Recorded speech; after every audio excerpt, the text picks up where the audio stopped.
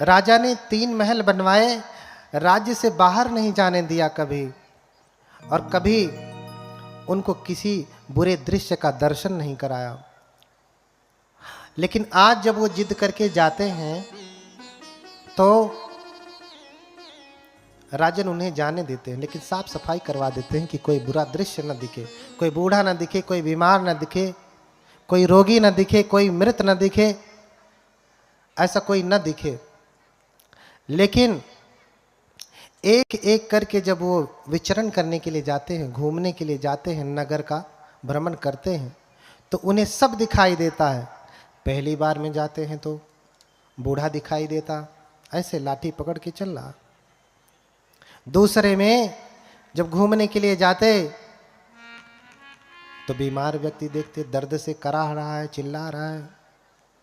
तीसरी बार देखने जाते तो मरा हुआ व्यक्ति है, 4 लोग उसे टिकठी पे उठा के लेके जा रहे हैं, लाद के लेके जा रहे हैं। हाँ, लाद के लेकर के जा रहे हैं सभी लोग। और फिर भी लोग, हम सभी लोग ये देखते हैं ना, देख करके कामेन जिन्नं व्यथितं मचंत दिस्वान रूपं तिभवे विरतो, तीनों रूपों को देख करके उनके मन में विरक्ति जाग गई। हाँ, धिगसार थे अबुध बाल जनस्य बुद्धि यद यौवनम मदमत जराम न पसेद। फिर सारथी से कहते, अरे सारथी, धिक्कार है व्यक्ति को जो जवानी में मस्त होकर के बुढ़ापे को नहीं देखता, अनित्य को नहीं देखता। एक दिन मैं मर जाऊंगा, मुझे अपनी शरीर पर इतना अहंकार क्यों है? इस शरीर से मैं क्या करने वाला हूं? इस शरीर तो नष्ट होने वाला है ना। हाँ, इसलिए हमारे मेत्तानंद भंते जी गीत गाएंगे। हाँ, सुन रे वो माटी के पुतले, एक दिन ऐसा आएगा जिस तन पर गुमान है तुझको माटी में मिल जाएगा। हाँ? सुन रे ओ माटी के पुतले, गाइए। सुन रे ओ माटी के पुतले, एक दिन ऐसा आएगा जिस तन पर गुमान है तुझको माटी में मिल जाएगा। सुन रे वो माटी के पुतले, एक दिन ऐसा आएगा जिस तन पर गुमान है तुझको माटी में मिल जाएगा।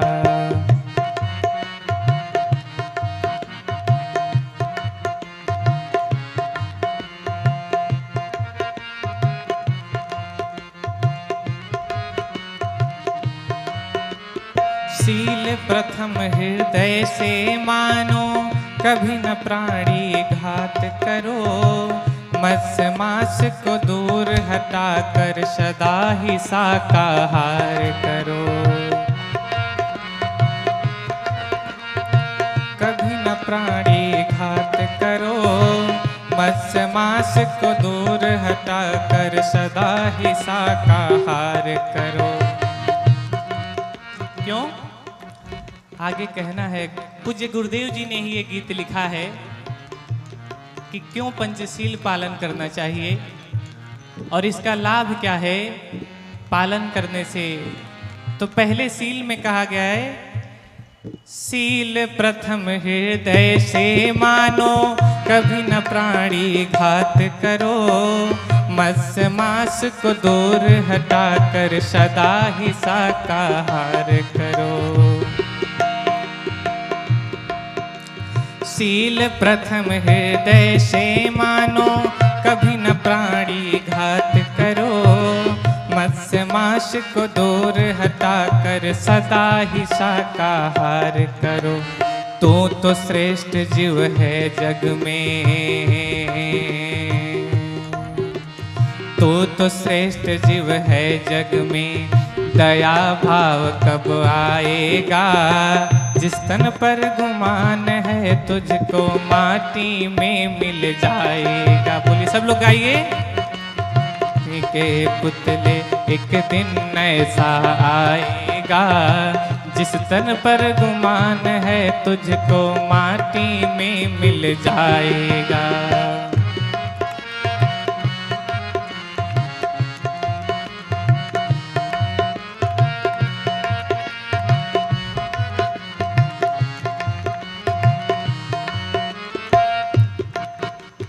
दूसरे सील में क्या है? अदीन दान का अर्थ है चोरी, बिना दिए ना लेना तुम। चोरी का जो भाव है तो याद कथा कर लेना तुम।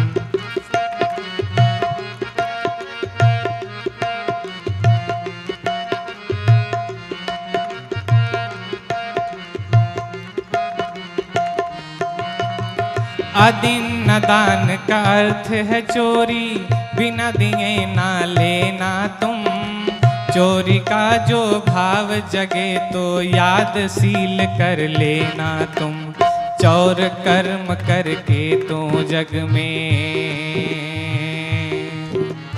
चौर कर्म करके तो जग में मुख कहाँ दिखलाएगा। जिस तन पर गुमान है तुझको माटी में मिल जाएगा। सुन रे वो माटी के पुतले एक दिन ऐसा आएगा जिस तन पर गुमान है तुझको माटी में मिल जाएगा।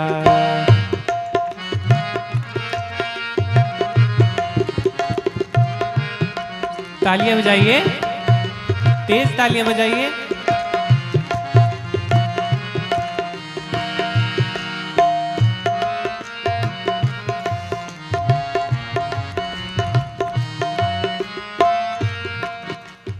तीसरा सील क्या है? कामे सुमिच्छाचारा वीरमणि सिक्खापदं समादयामि। पूज्यपाद गुरुदेव जी ने उसको क्या लिखा है? पर नारी का भोग न करना महादुखों का कारण है। मिथ्याचार बुरा है प्यारे, सदाचार ही निवारण है।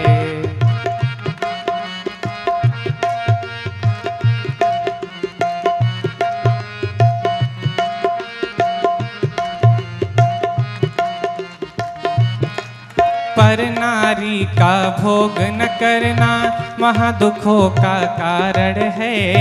मिथ्याचार बुरा है साधो, सदाचार ही निवारण है। इससे उससे प्रीत लगा कर, इससे उससे प्रीत लगा कर अपना घर ही जलाएगा।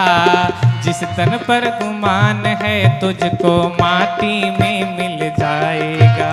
सुन रे वो माटी के पुतले एक दिन ऐसा आएगा जिस तन पर गुमान है तुझको माटी में मिल जाएगा।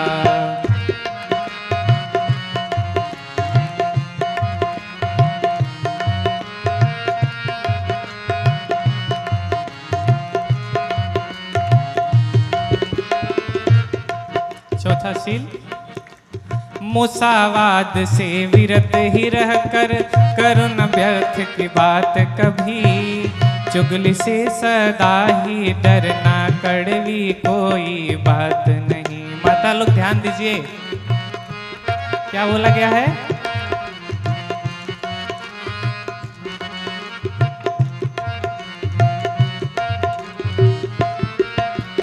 मुसावाद से विरत ही रहकर करो न व्यर्थ की बात कभी। चुगली से सदा ही डरना, कड़वी कोई बात नहीं। झूठ वचन करके तो, झूठ वचन धारण करके तो, झूठ वचन धारण करके तो छड़ छड़ दुख ही पाएगा। जिस तन पर गुमान है तुझको माटी में मिल जाएगा। सुन रे वो माटी के पुतले एक दिन ऐसा आएगा जिस तन पर गुमान है है तुझको माटी में मिल जाएगा।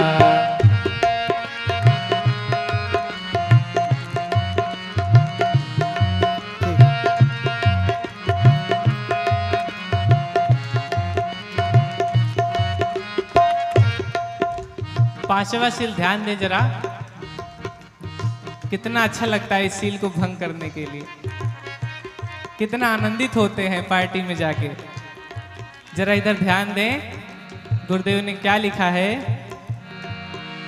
पी कर मदिरा भांग सदा तुम उत्सव रोज मनाते हो, लाल साग का भोग लगा कर VIP मन कहलाते हो।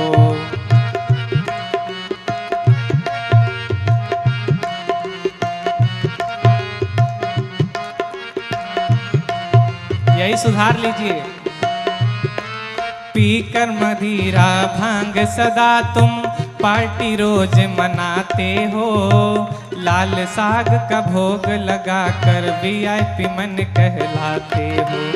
तो कलंक है बुद्ध नाम पर,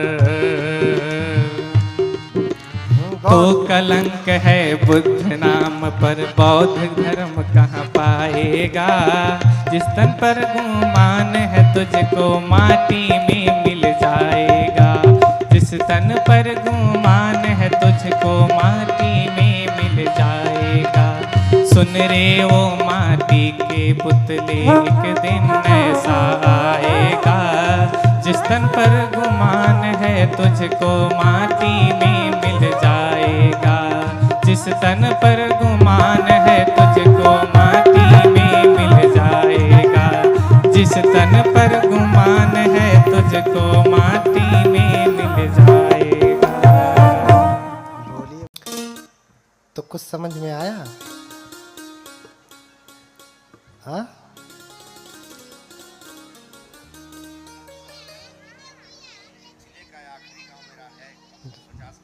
अच्छा अच्छा, ठीक है, अच्छा। हाँ, कुछ समझ में आया? दो चीजों पे ज्यादा जोर दूंगा। हाँ,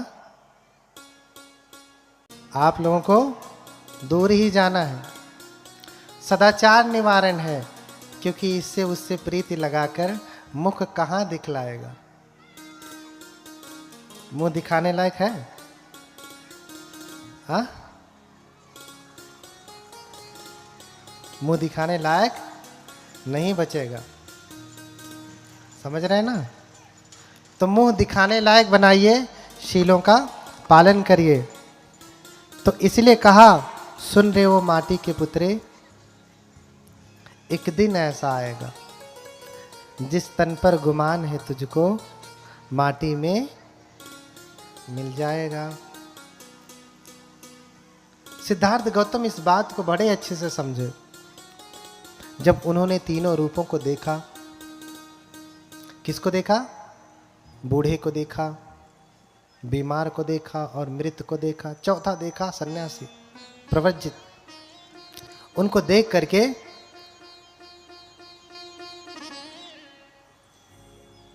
वो विरक्त हो गए। हम हर दिन देखते हैं, आपके मन में प्रश्न होगा कि सिद्धार्थ गौतम तो 29 वर्ष की अवस्था में गृह त्याग करते हैं, क्या तब तक कोई बूढ़ा व्यक्ति नहीं देखा? मन में प्रश्न आ रहा होगा। बहुत लोग इस प्रश्न से बहुत कुलबुलाने लगते हैं, है ना, कि इतनी आयु होने के बाद उन्होंने क्या कोई बूढ़ा नहीं देखा? हाँ, शादी हो गई, लड़का हो गया, कोई बूढ़ा नहीं देखा, कोई बीमार नहीं देखा, कोई मरा व्यक्ति नहीं देखा। अरे उनके पिता स्वयं बूढ़े हो गए होंगे उस समय तक। हाँ, और बाकी अंतरी मंत्री वो सारे लोग तो बूढ़े ही रहे होंगे, सब जवान तो रहे नहीं होंगे। तो क्या बूढ़ा नहीं देखा होगा? कम से कम बूढ़ा तो देखा ही होगा, मृत भी देखा होगा, हाँ, बीमार भी देखा होगा। क्या जब से उन्होंने जन्म लिया कभी वो बीमार नहीं पड़े कि उनके माता पिता बीमार नहीं पड़े? पड़े ही होंगे। लेकिन आज ये तीनों रूप देख करके क्यों घर छोड़ देते हैं? ये बात समझ में नहीं आती। आपको लगता है कि ये बाहर से मिलाया गया है। देखिए, जब बुद्ध के वचनों की बात हो रही ना, तो हमें बुद्ध की दृष्टि से समझना होगा, बुद्ध की प्रज्ञा के लेवल से, ऊंचाई से समझना होगा। हम अपनी छोटी बुद्धि से, छोटी आंख से बुद्ध को ऐसे देखेंगे तो बुद्ध तो इतने बड़े हैं। बुद्ध के बारे में वर्णन के बुद्ध 18 हाथ के हैं मनुष्य के, अपने हाथ से तो 5 ही के हैं, 3.5 हाथ के हैं। हाँ, लेकिन सामान्य जन से, हमारे आपके हाथ से 18 हाथ के हैं। आपको भरोसा होगा? नहीं। तो कुछ ऐसी बातें हैं जिसमें भरोसा नहीं होता। क्या उन्होंने बूढ़ा नहीं देखा? क्या बीमार नहीं देखा? क्या मरा नहीं देखा? क्या सन्यासी नहीं देखा? देखा होगा, लेकिन तब ज्ञान का चक्षु खुला नहीं था। लेकिन अब जब देखा तो ज्ञान का चक्षु खुला था। आप पढ़ते हैं ना, कोई व्यक्ति है वृक्ष के नीचे लेटा है और सेब का फल नीचे धड़ाम से गिरता है, और वो कहता कि अरे ये सेब नीचे क्यों गिरा, ऊपर क्यों नहीं गया? कौन है वो वैज्ञानिक? कौन है? न्यूटन। गुरुत्वाकर्षण बल की खोज करने वाला कौन है? न्यूटन। क्या आज उसने पहली बार देखा कि सेब नीचे ही गिरता है? पहली बार देखा क्या? इससे पहले नहीं देखा था? तो फिर ये तो बात भी गलत हो गई कि उसने ऐसा देखा कि सेब नीचे क्यों गिरा, ऊपर क्यों नहीं गया। ये बात ही नहीं हुई होगी, ऐसा है ना? लेकिन ऐसा नहीं है। ऐसी उसने इससे पहले देखा भी था, और ये घटना भी हुई कि जब सेब नीचे गिरा तो उसने कहा अरे ये नीचे ही क्यों गिरा, ऊपर क्यों नहीं गिरा। देखा था पहले भी, लेकिन आज जब देखा तो ज्ञान का चक्षु खुला था।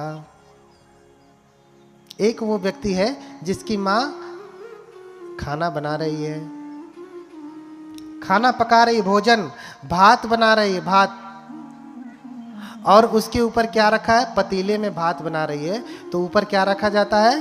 ढक्कन। और उस भाप से बार बार ढक्कन ऊपर उठ रहा है, तो उसके मन में आया अरे भाप में इतनी शक्ति होती है कि ढक्कन को उठा दे रहा है। क्या आज मम्मी को पहली बार भात बनाते देखा क्या? हाँ, पहली बार भात बनाते। ये वैज्ञानिकों के लिए उत्तर है, सामान्य के लिए तो इतना ही ठीक है। क्या आज वैज्ञानिकता से ही उत्तर दे रहा हूं वैज्ञानिकों को? क्या आज पहली बार देखा क्या भात पकाते हुए? नहीं, पहले भी देखा था, लेकिन आज जब देखा तो ज्ञान का चक्षु खुला था। आज देखा तो ज्ञान का चक्षु खुला था, इसलिए प्रज्ञा जग गई, अरे नहीं भाप में बड़ी शक्ति होती है, तो भाप के इंजन का ही आविष्कार कर दिया। तो सबसे पहले ट्रेन कैसे चलती थी? हाँ, भाप से चलती थी, कोयले से।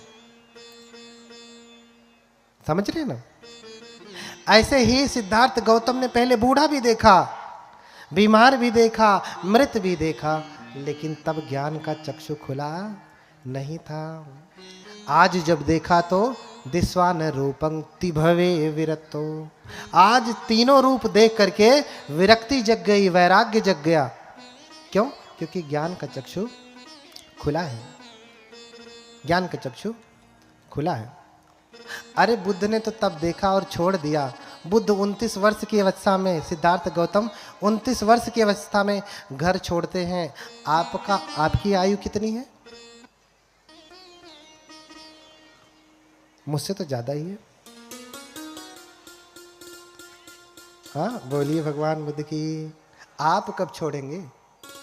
बूढ़ा नहीं देखा, बीमार नहीं देखा कि मैं भी बूढ़ा हो जाऊंगा, मैं भी बीमार हो जाऊंगा। सुन रे वो माटी के पुतले। हाँ, तो दिन ऐसा आएगा कि ये कहाँ मिल जाएगा?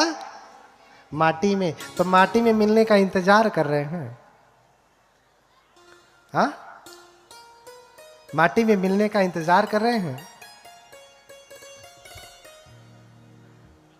कि जब मिट्टी में मिलेगा तभी देखा जाएगा, उसी समय हिसाब किताब किया जाएगा? नहीं ना। बताइए माता जी लोग, अब इस समय बेटवा को पालने का है कि धर्म पालने का है? देख लिया सब कुछ, अब कौन सी गली देखनी है? सारी गली देख लिया ना। अब तो अपने लिए समय दीजिए। सारा जीवन गर्भ से लेके पालने पोषने तक, विवाह करने तक आप उन्हें देख रही हैं, अब तो छोड़िए, अब अपने लिए समय दीजिए। अब धर्म में अपना समय लगाइए। दिस्वान रूपं तिभवे विरक्तो, तीनों रूप देख करके विरक्ति जग गई। आप में कब जगेगी? प्लानिंग कर रहे हैं कि नहीं कुछ आप लोग? इसलिए आचार्य नागार्जुन बड़ा सुंदर उत्तर देते हैं कि आपको असर क्यों नहीं करता है। रोज मरा हुआ देखते हैं, शमशान में जाएंगे तो देखेंगे कि एवं धम्मो मम कायो, अरे मैं भी ऐसे ही हो जाऊंगा, मुझे भी मरने के बाद लोग लाएंगे, जलाएंगे, जला के राख कर देंगे, थोड़ा दिन रोएंगे गाएंगे, फिर दाल भात छप्पन पकवान लाल साग के साथ भोग लगाएंगे। जब जाकर के आप शमशान में देखते हैं तभी ये वैराग्य जगता है। कब तक रहता है? जब तक है। घर आते आते वही मम्मी, वही पापा, वही पत्नी, वही बेटे, वही मित्र, वही दोस्त, सब कुछ वही वही, कुछ नया नहीं। कुछ भी नया नहीं।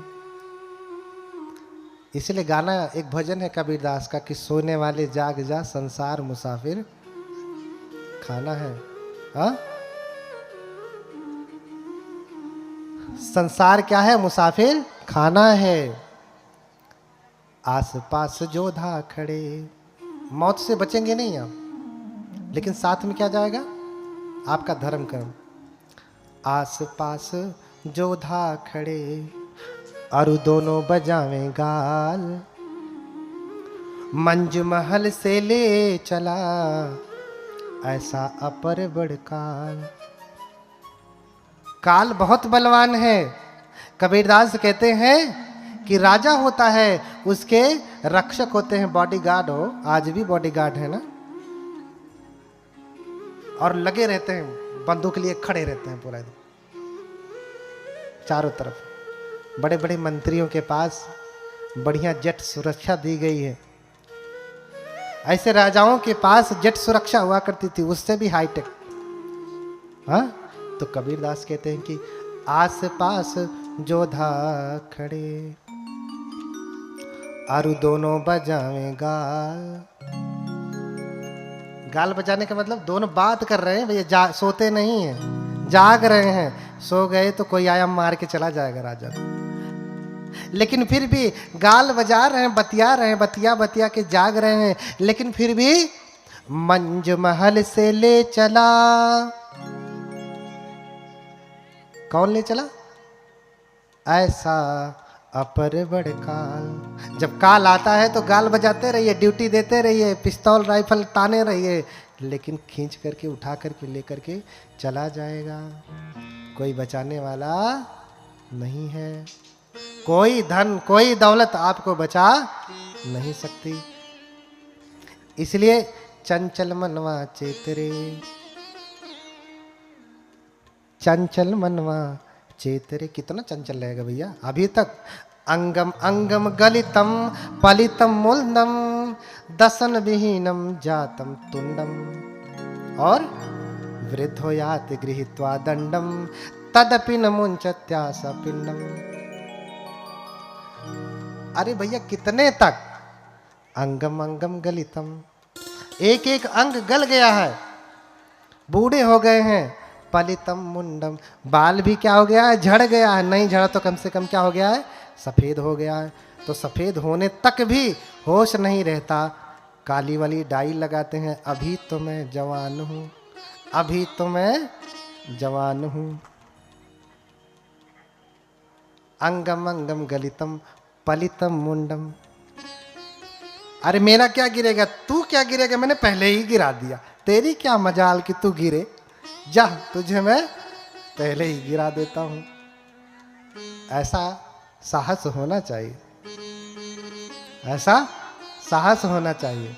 एक चीज और ध्यान रखें कि जब बाल गिरने लगे तो आप समझ जाइए कि आपको ऐसा होने का समय आ गया। अपने से नहीं चेते तो शरीर बता रहा है कि अरे जा, नहीं रहूंगा तेरे साथ, तू वहां जा।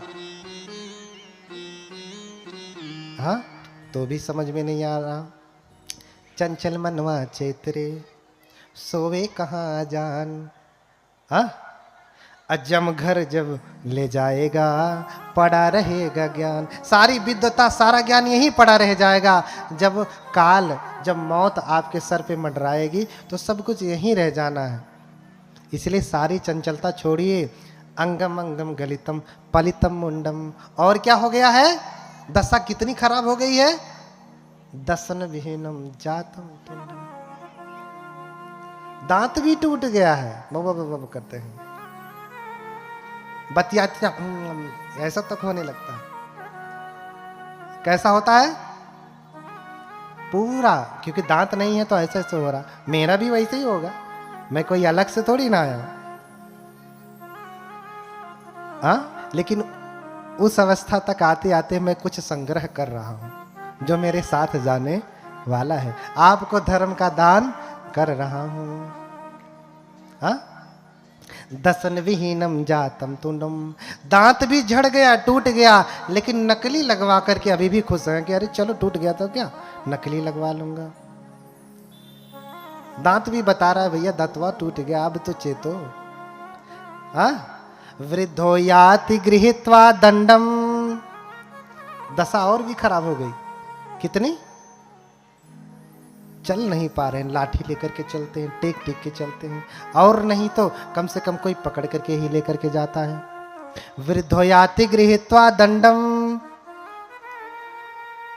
लेकिन दशा इतनी खराब होने के बाद भी तदपि न मुंचत्यासा पिंडम। लेकिन इस मोह से, इस जगत से, इस पिंड से आपका मोह छूट रहा है? छूट रहा है? नहीं छूट रहा। मोह से जकड़े हुए हैं पूरी तरीके से। तो कबीरदास आपको जगा रहे हैं, चंचल मनवा चेतरे सोवे कहाँ अजान। इतना अज्ञानी होकर के क्यों सोता है? तेरा सारा ज्ञान, सारी वेद्यता सब यहीं रह जाएगी अगर तूने उसका उपयोग सन्मार्ग पे चलने के लिए नहीं किया तो। इसलिए जागी, सोने वाले जाग जा, संसार मुसाफिर। तो दिस्वान रूपम तिभवे विरतो। उन्होंने तो तीनों रूप देख लिया। उनका अभी दांत टूटा नहीं, बाल झड़ा नहीं, लाठी लेके चल नहीं रहे हैं, लेकिन दूसरे का देख करके ही उनके भीतर विरक्ति जग गई। तो आचार्य नागार्जुन समझा रहे हैं, ऊणा पक्षम यथैव ही करतल संस्थम न विद्यते पुंभी।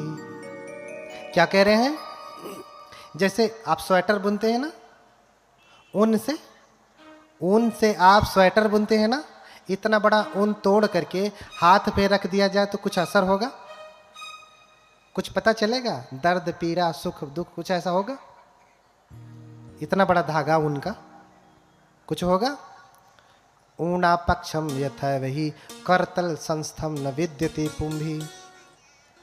इतना तो छोड़ दीजिए, पूरा लच्छी का ऊन अगर इस पे रख दीजिए, आपको दर्द पीड़ा का कुछ एहसास होगा? नहीं ना? कुछ एहसास होगा? नहीं। पूरा बंडल रख दीजिए, 100 ग्राम 200 ग्राम की पूरी लच्छी, 500 ग्राम 1 किलो की पूरी लच्छी हाथ में ले लीजिए, हाथ को कुछ पता चलेगा? कोई पीड़ा, कोई दर्द कुछ होगा? नहीं। लेकिन अक्षिगतम तदैव ही, इतना बड़ा छोड़ दीजिए 1 किलो का बंडल, लेकिन छोटा सा टुकड़ा उसी उनका कहां पड़ जाए? अक्षिगतम तु तदैव ही जनयत्य रतिंच पीड़ांच। छोटा सा टुकड़ा कहां पड़ जाए? आंख में पड़ जाए। हाँ, छोटा सा टुकड़ा आंख में पड़ जाए तो भयंकर पीड़ा होने लगती है। हाँ, इसलिए कबीरदास कहते हैं कि तिनका कबहू न निंदिए, जौ पायन तर होए, कबहू की ऊणी आँखिन पड़े, तो पीर घनेरी होए। छोटा सा तिनका भी आंख में पड़ गया तो भयंकर पीड़ा होती है ना। इतना बड़ा धागा पूरा बंडल हाथ पे रख लिया लेकिन कोई पीड़ा नहीं होती। छोटा सा कण, छोटा सा टुकड़ा उनका अगर कहाँ पड़ गया, आंख में पड़ गया तो भयंकर पीड़ा होने लगती है। ऐसा क्यों होता है? ऐसा क्यों होता है बताएंगे? ऐसा क्यों होता है? क्योंकि ये बहुत कठोर है और ये बहुत मुलायम है। ऐसे ही दो प्रकार के संसार में लोग होते हैं। हाँ, दो प्रकार के लोग होते हैं। करतल संस्थो बालो न वेत्ति संसार दुखता पक्षम। हथेली के समान ये सारे संसार के लोग हैं, इनको कुछ भी नहीं पता चलता। रोज